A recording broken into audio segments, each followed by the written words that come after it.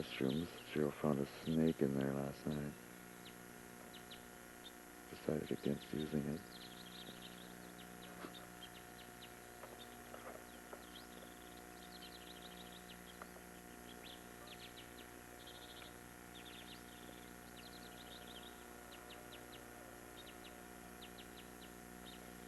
Talk to you later.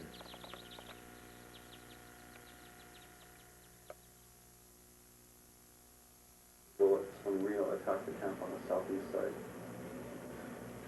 Now, after the battle, the camp moved on Las Casas now, because some scouts had told them of the coming of Terry and Gibbons' column coming down the Bighorn this way. Now, when General Terry arrived at the site today, he was totally amazed by the battlefield and all the men that lay upon the battlefield. And the news spread fast throughout the country, and it struck fear in the cavalry who were supposed to be out here, following the orders of the Secretary of the War Department and of the Interior. And the public demanded swift retaliation. Other than that, I hope you enjoyed the talk. If you have any questions, I'll be happy to try to answer them. Thank you. I hope you enjoy one of the other programs too this afternoon, and maybe one of the films.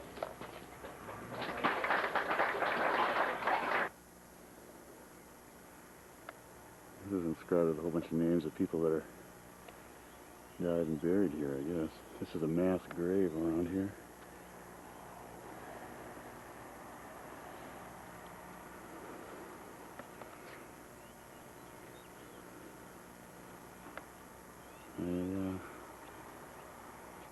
There's going to be a test later. Memorize these names.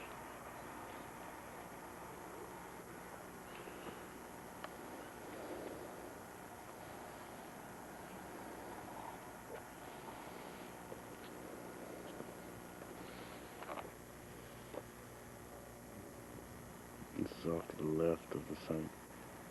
Those trees down there are where the Indians came from. There's one now. Oh. Needs a better shot.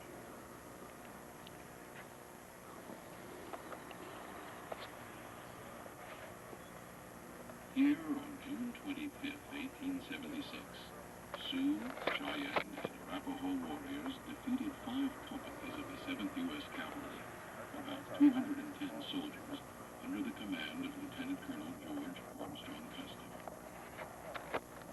Assembled in a great encampment in the valley below were members of the Teton Sioux tribes, Northern Cheyenne, and Arapaho. Together, they numbered between 7,000 and 8,000, of which 1,500 to 2,000 were warriors.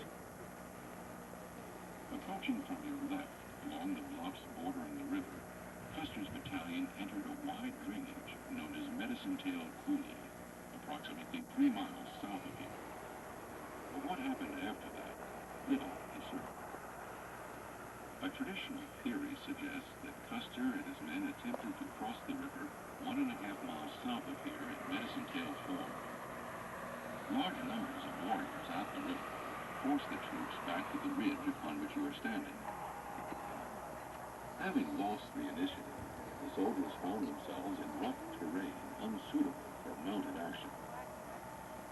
As Gall, Two Moons, and other chiefs led their warriors across the river at several points, Custer hastily deployed his companies on foot in a rough defensive formation.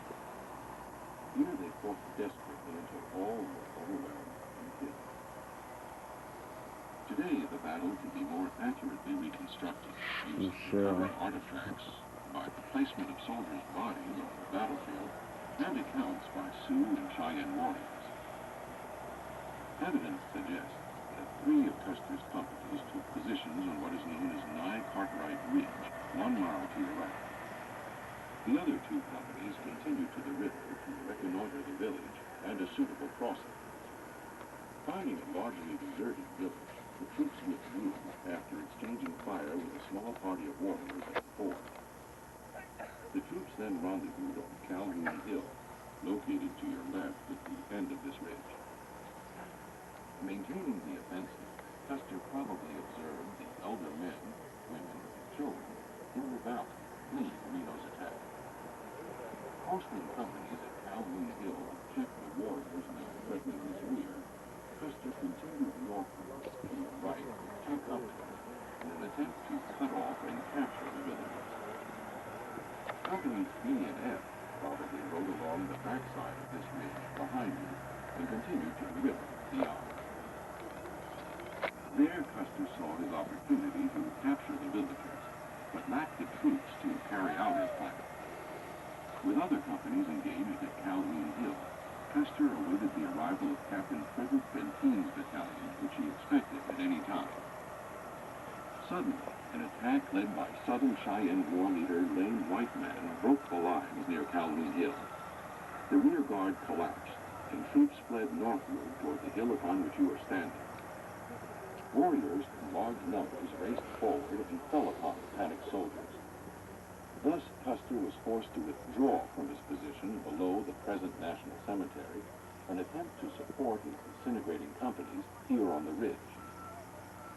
Fighting his way to this hill, he formed the remnants of his 5 companies for a last-ditch defense.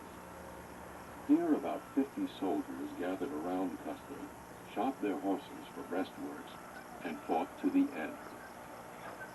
On the morning of June 27th, after the Sioux and Cheyenne had departed, General Terry's column arrived and hastily buried the soldiers where they had fallen.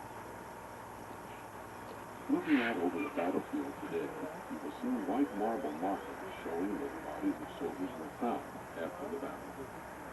No markers stand where warriors fell because their families removed the bodies immediately after the battle. They were buried in the Little Bighorn Valley below and among the surrounding hills.